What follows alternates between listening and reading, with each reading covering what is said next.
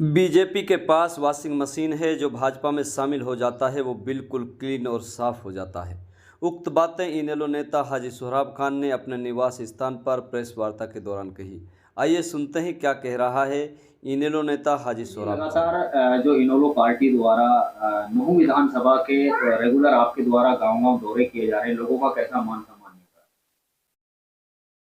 सबसे पहले बिलाल भाई, आप मेरे निवास स्थान पर आए, मैं आपका तहे दिल से शुक्रिया अदा करता हूं, धन्यवाद करता हूं। और रहा मसला आपके सवाल का, मैं आपके माध्यम से सारे अपने जो हमारा लोकसभा जो क्षेत्र है, अपने लोकसभा वासियों को सबका मेरा अस्सलाम वालेकुम, जय हिंद, नमस्कार। मैं ये मानता हूँ कि जो हमारे जो गुड़गांव लोकसभा है, इसमें लोगों के डर, एक दहशत सी बनी हुई है, भाई बीजेपी। लेकिन जो जमीनी हकीकत है वो कुछ अलग है। तो मैं मानता हूं कि ये जो लेट लतीफ़ी हो रही है, कांग्रेस के द्वारा जो कैंडिडेट अभी कांग्रेस के पास है ही नहीं, और बीजेपी के पास जो कैंडिडेट थे वो मैं मानूं कुछ कांग्रेस के कैंडिडेट हैं। तो जो जितना लेट हो रहे उतना ही। हाजी जी, नूंह विधानसभा की राजनीति की हम बात करें, पिछले 70 वर्षों से आप लोगों ने भी वोट दी और जो है जनता भी वोट करती आ रही है, लेकिन मेवात जिले का कुछ खास विकास नहीं हो पाया, क्या कहेंगे? देखो बिलाल भाई, पहले हमारे जो बुजुर्ग थे ना, वो सीधे थे, शरीफ थे बेचारे, उनको राजनीति से इतना वास्ता नहीं था। वो अपने 2 टाइम की रोटी सुकून से मिल जाती थी, अपने खेत में कमाते और 2 रोटी खाते, उनको इतना लगाव नहीं था। और कुछ हमारे जो बच्चे थे वो भी शिक्षित नहीं थे। उसका कारण आप जो बता रहे, 70 साल से जो राजनीति करते आ रहे हैं, हमारे जो यहाँ के मेवात के जो रहनुमा हैं, हमारे 3 जो परिवार हैं, लोग कहते 2 नहीं 3 परिवार हैं, वो जो है मैं समझता हूँ अब जो भी हमारा मेवात जो पिछड़ा हुआ, जो कलंक हमारे ऊपर लगा हुआ, ये सब इनकी देन है। क्योंकि ना तो कोई शिक्षा के साधन इन्होंने हमारे मेवात में हमारे बच्चों के लिए करे, ना कोई स्वास्थ्य के, ना खेती के लिए। तो इसीलिए अगर ये इन साधनों करते तो हमारे बच्चे पढ़ते, इनसे फिर सवाल करते, जवाब इनके पास है ही नहीं। तो इसलिए बहुत चालाक हैं ये नहीं चाहते कोई तीसरा आदमी इनके बीच में आए। भाजपा के लोग सर कहते हैं कि सबका साथ, सबका विकास और सबका विश्वास की बात करते हैं, तो इसको आप किस तरीके से देखते हैं? ये सब बकवास कर रहे हैं, चाहे भाजपा हो जो कांग्रेस हो, सब ये दोनों, कांग्रेस भी और भाजपा भी, जो ये भी टीम है दोनों। अगर सही मायने में आप देखो तो जितने भी जो भाजपा जो काम कर रही है, वो सब जो मानचित्र था जो कांग्रेस का था, इनके पास सारे काम कांग्रेस ने किए। बीजेपी को तो उनका कराया वो मिल रहा मुद्दा, उसी को आगे बढ़ा रहे हैं। अभी आप लोगों ने देखा होगा, माननीय प्रधानमंत्री ने मुसलमानों को घुसपैठिया कहा है। तो देखो भाई, अभी आपने देखा जो फर्स्ट चरण का जो चुनाव हुआ, 102 सीटों का मतदान हुआ, तो उससे पहले कोई ऐसी बात नहीं थी। बिल्कुल ये सोच रहे थे सब लोग, भाई आपके जो इलेक्शन हो रहा वो विकास के ऊपर हो रहा है, मतलब मुद्दों के ऊपर हो रहा है। लेकिन जैसे इन्होंने देखा कि भाई मुद्दों के ऊपर तो कोई मतलब नहीं है सरकार आने का, तो 102 जो लोकसभा के जो सीटों के चुनाव हुआ, उन्होंने देख ली कि इनमें हार हो रही है। और ये सही बात है कि इंडिया गठबंधन मजबूत था इनमें। तो इन्होंने जब देखा कि भाई जो सर्वे रिपोर्ट थी, खुद आरएसएस की सर्वे रिपोर्ट थी, उन्होंने भी स्वीकार किया कि भाई आपके तो मुश्किल है जीत पाना। तो फिर इन्होंने वही जो इनका जो मेन मुद्दा है उसको अपने लेके खड़े हो गए मोदी तो भैया कहेगा ही अब भाई मुसलमानों को बांट देंगे, उनके पास और है क्या, हिंदू मुस्लिम के अलावा और है क्या इनके पास, मतलब कोई विकास का कोई काम हो तो। शहीद हसन खां मेवाती मेडिकल कॉलेज नल्लड़, जहां लोगों को स्वास्थ्य सेवाएं बेहतर दी जानी चाहिए, अगर आज के हालात आपको बहुत भली भांति आप जानते हैं कि रमजान के माह में आप लोगों ने लगातार 1 महीना वहां इफ्तार पार्टी का आयोजन किया था, तो किसको जिम्मेवार आप मानते हैं कि इस तरीके से बदहाल हालत में है शहीद हसन खां मेवाती मेडिकल?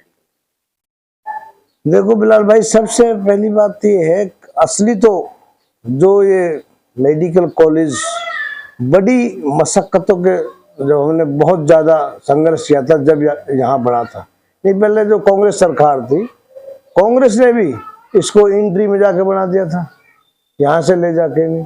एक अपने जो कृषि केंद्र है वो मिंटकोला में बना दिया था। तो हर आदमी चाहे कांग्रेस में हो चाहे बीजेपी में हो, सब तुष्टिकरण की राजनीति करते हैं, सब हिंदू मुस्लिम करते हैं।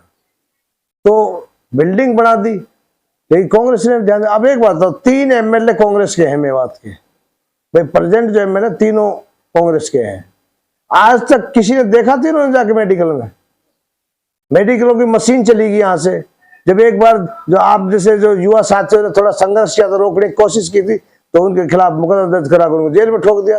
कोई गया था आज तक? आफ्ताब या इलियास या और हमारे जो बीजेपी के हेड जो बन रहे चौधरी जाकिर हुसैन जी, जो अम्बाड़ा करनाल में फोटो खिंचवा रहे हैं, वहां लगे हुए हैं मौलाना के साथ में, उसका फर्ज नहीं बनता कि भाई मेवात की एक सौगात है, मैं इसमें ध्यान देना चाहिए। हाजी जी, दिल्ली अलवर राष्ट्रीय राजमार्ग 10 को पुरानी मांग है, और हर नेता से हम ये सवाल पूछते हैं, आखिर कब बनेगा ये दिल्ली अलवर राष्ट्रीय राजमार्ग? देखो मैं तो बिलाल भाई एक चीज तो गारंटी के साथ कह सकता हूँ, अगर इंशाल्लाह हमारी सरकार आई तो सबसे पहले ये काम होगा। और जो भी मेवात के जो काम है पूरे हरियाणा में पहले मेवात का काम होगा। ये तो इनकी सोच गलत है, ये तो सोच रहे हैं कि जितने मुसलमान कम हो इतने ठीक है, रोज मरने के लिए छोड़ रखे हैं। अच्छा, आपके गांव के पास आप लोगों की जमीन है जहां पर किसान का धरना प्रदर्शन भी चलता रहता है, वहां एक बैटरी कंपनी बनाई जा रही है। दुष्यंत चौटाला कहते हैं कि भाई जो जेजेपी नेता हैं, दुष्यंत चौटाला उप मुख्यमंत्री रह चुके, उनका कहना है कि मेवात के बच्चों को रोजगार, लेकिन यहाँ तो बाहर के बच्चों को रोजगार दिया जा रहा है। जमीन हमारी, यानी कि रोजगार के लिए बाहर के बच्चे लाए जाए, कैसा मानते हैं आप इसको? बिलाल भाई आपने बहुत अच्छा सवाल किया है। अगर मैं सही मायने में अगर दुष्यंत के बारे में अगर हमारी मेवात अगर सोचे, कुछ भाई हमारे सीधे उनको पता नहीं है, हमारा जो मेवात का जो मेन जो एक मारुति कंपनी थी हमारे आईएमटी में, उसकी पूरी प्लानिंग हो गई थी, यहाँ लग रही थी, लेकिन अकेला दुष्यंत उसको यहाँ से खरखोदा ले गया। या दुष्यंत का तो मैं मेवात वालों से अपील करना चाहता हूँ, इसको तो मेवात में बढ़ने भी नहीं देना चाहिए। जो इन्होंने हमारे बच्चों के साथ जो भेदभाव किया है, सबसे बुरा हमारे साथ दुष्यंत चौटाला ने किया है, क्योंकि ये डिप्टी सीएम थे। अकेला डिप्टी सीएम ने जबरदस्ती यहाँ से मारुति को, ये क्या विकास कराएगा, क्या मेवात का भला सोचेगा? जो अपने पाइंद्रे की जो जापान वाली जो कंपनी लगी, इसमें आज हजारों बच्चे लग रहे हैं, लेकिन मेवात का एक भी बच्चा नहीं है। और मैं आपके माध्यम से अपने मेवात वासियों से कहना चाहता हूँ, अगर इंशाल्लाह अगर हमारी सरकार आई तो इसमें मेवात के बच्चे लगेंगे, ना कि बाहर के कोई बच्चे लगेंगे। हाजी जी, मेवात में लाखों ड्राइवर हैं, उनके लिए मरोड़ा कट की बड़ी लंबी मांग है, सारे नेताओं से मांगी गई, जबकि दिग्विजय सिंह चौटाला ने बड़कली पर यह कहा था कि अगर हम इस बार आएंगे तो वोट तब मांगेंगे जब आपको कट दे दिया जाएगा, लेकिन ऐसा नहीं हुआ। तो इसको किस तरीके से आप देखते हैं? ये सारे इनके झूठे वादे हैं, ये जुमले हैं इनके। इन्होंने दुष्यंत वगैरह ने इन्होंने इन्होंने तो पैसे कमाए हैं, सारे विभाग थे जो मड़ाई वाले थे वो सब इन्हें अपने पास लिए थे। अब इनको पता है, अब अभी से आपने देखा कल परसों का जो सैनी जो मुख्यमंत्री का बयान देखा, भाई इनके खिलाफ कार्रवाई होगी, और होगी। हमारे नेता ने तो विधानसभा में इनके ऊपर एलिगेशन लगाया था जो इनके घोटाले थे, लेकिन क्यों भाई सरकार इनकी है। जो सबसे बड़ा इनके जो चोर होता है, पहले तो उसको जैसे हमारे उसे कुरुक्षेत्र लोकसभा से जो इलेक्शन लड़ रहा अपने बीजेपी का जो कैंडिडेट है मोदी साहब, उसको कहते न करे सबसे बड़ा कोयला चोर है। आज उसको भाई उस वॉशिंग मशीन धोखे ने वो कैंडिडेट बना दिया, तो जो बीजेपी में शामिल हो गया वो एक साफ सुथरा हो जाता है। अच्छा, आपने वॉशिंग मशीन का नाम लिया, तो क्या है ये वॉशिंग मशीन? ये बीजेपी के पास है वॉशिंग मशीन। जो बीजेपी से अलग होता उसमें 100 नुक्स होते हैं, मतलब बीजेपी में आ जाता तो ऐसी वॉशिंग मशीन के पास, यानी कि वो साफ सुथरा हो जाता हाँ है। साफ सुथरा क्लीन है बिल्कुल। तो इन लोग उम्मीदवार भी अभी गुरुग्राम लोकसभा से नहीं आया है, तो सर कब तक उतरेगा? देखो हमारे हो रही है हमारे जो 10 के जो उम्मीदवार है वो बिल्कुल, हमने बल्कि 6 प्रत्याशियों की जो लिस्ट है वो जारी कर दी है, 4 की रह रही है। उनमें भी हमारा ये था किसी तरीके से बीजेपी को हराओ। इस वजह से भाई कांग्रेस वाला अगर अपनी लिस्ट आउट कर दे, हो सका इनकी जो चाल है, जो हुड्डा जो बीजेपी के लिए काम कर रहा, हो सका कोई डम्बी कैंडिडेट खड़ा कर दे, इसलिए रोक रखी है हमने अपनी लिस्ट। हम देखते हैं कांग्रेस वालों को क्या करते हैं, बीजेपी की सपोर्ट करते हैं या बीजेपी के खिलाफ इलेक्शन लड़ते हैं। अच्छा, नूहू विधानसभा की जनता अगर हाजी सोराब को इस बार सुनती है, हाजी सोराब को विधानसभा में भेजती है, तो क्या आपके विकास के मुद्दे हैं? बिलाल भाई, मैं तो ये कहना चाहता हूँ मैं इनकी ना तो बुराई कर रहा ना इनकी भलाई करता हूँ। मैं तो मेवातवासियों को, अपने नूहू हल्का के लोगों से एक चीज का मैं दावे के साथ कह सकता हूँ, आप मेरे हल्का वाले मेरे ऊपर विश्वास करें, इंशाल्लाह मैं इनसे अलग करके दिखाऊंगा। कोई आदमी भाई 5 साल बाद इलेक्शन आते हैं, भाई पहले भी इलेक्शन हुए हैं, अगर मैं अपनी बातों पर अगर पूरा नहीं उतरूंगा तो भैया मेरा कान पकड़ के अलग कर देना, फिर 5 साल बाद किसी और को चुन लेना।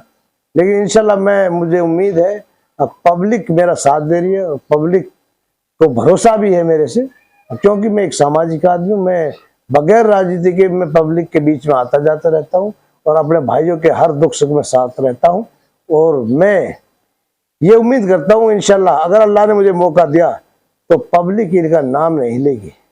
हाजी जी, कहाँ से मन में आया, आपने रमजान में इतना अच्छा कार्य किया, वही सही, तो क्यों ना आप यानी बड़ी इफ्तार पार्टी दे सकते थे, अपने किसी बड़े नेता को आप बुला सकते थे, जो है पंडाल लगा सकते थे, इलाके की जनता को बुला सकते थे, लेकिन आपके मन में कहाँ से ये सोच आई कि क्यों ना मैं नल्हड़ मेडिकल कॉलेज में ही रोजे इफ्तारी का प्रोग्राम करूं? देखो बिलाल भाई, सही बात है। देखो ये जो रमजान का जो महीना है बहुत बाबरकत महीना है, और मैं कहता हूँ आप भी मुसलमान हो, हमारी हदीस पाक में है कि रमजान के महीने में जितना करोगे उसका 70 गुना ज्यादा मिलेगा, और इसकी भी कोई तय नहीं है, अल्लाह ताला ने कितना दे देते हैं।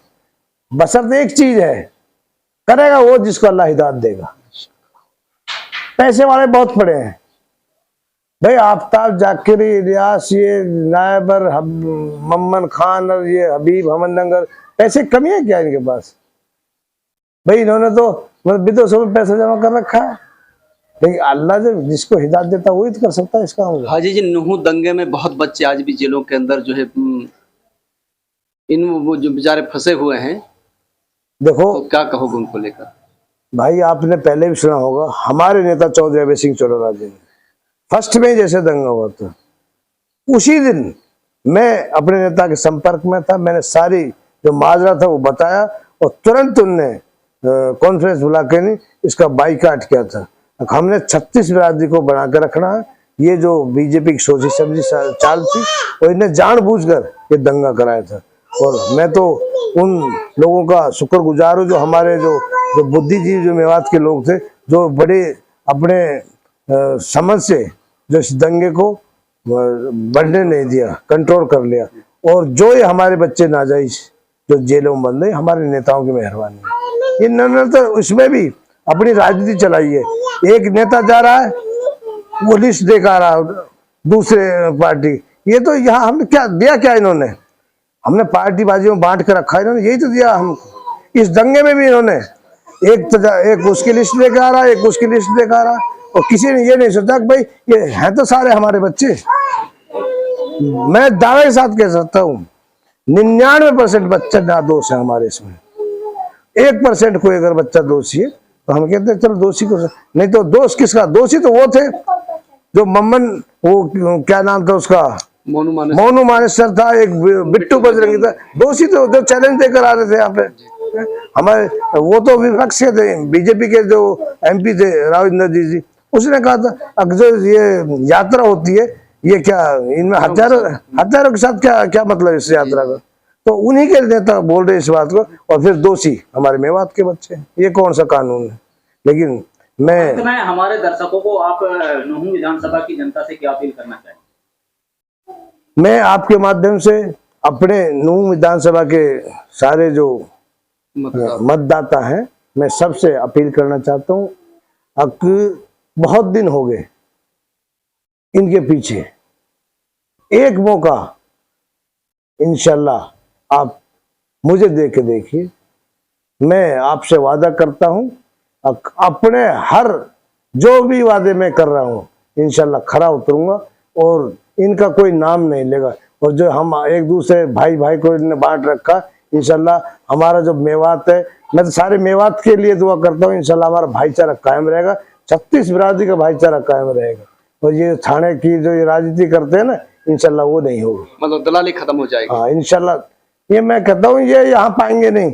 जैसे अगर हिंदुस्तान में अगर सरकार बदल गई तो ये लोग देश छोड़ के भाग जाएंगे, ऐसे जो हमारे जो यहाँ के जो नेता है ना, नेता ये मेवात छोड़ के भाग जाएंगे। तो माननीय प्रधानमंत्री तो कहते हैं जी हम तो गरीब है, झोला उठा के चल देंगे तो चले जाएंगे, फिर क्या फर्क पड़ना है। ये गरीब के तो काम है, जो कई करोड़ के सूट पहन रहे हैं, कई लाख रुपए के पेन चला रहे हैं, कई लाख रुपए के जैकेट जूते, ये गरीब के काम है क्या? गरीब आदमी तो अपने छाछ से चटनी से रोटी खाता है और अपने सादा कपड़े पहनता है, गरीब का काम तो ये है, इनका काम ये। अब ये कल को ये भी कहने लगे हमारे रहनुमा हम भी गरीब हैं, भाई आप गरीब देखो सर इनके हालात कैसे हैं, इनके पास सबके पास बाहर जमीन भी खरीद रहे हैं, पैसे भी बाहर जमा कर रखे हैं इन्होंने, लेकिन इनका इतना ये नहीं है कोई मेवात में, अरे अल्लाह के बंदे हो, जैसे हमारे महेंद्रगढ़ साइड में एक हब बना रखा लोगों ने, प्राइवेट स्कूल खोल रखे, अरे एक आध स्कूल तो मेवात में खोल देते। हमारी जो बच्चियां हैं बेचारी, वो गांव से भाई ज्यादा स्कूलों में, असली तो 5 प्राइमरी स्कूल है, कोई है तो फिर मिडिल तक पढ़ाते हैं बच्चे को, फिर बाहर जाने का तो मतलब नहीं मेवात में, तो हमारी बच्चियां बगैर पढ़े रह जाती हैं। और हमारे जो बच्चे हैं आज जो नई दिशा में जा रहे हैं, कोई ओलक्स में, कोई टकलूबाजी में, इन्हीं की तो देन है। अगर ये यहाँ कोई यूनिवर्सिटी, आज जो हमारे जो अब नूंह में जो यासीन में डिग्री कॉलेज है, कई साल पहले यूनिवर्सिटी बन जाती है अगर इस पे कब्जा करके नहीं बैठे रहते थे।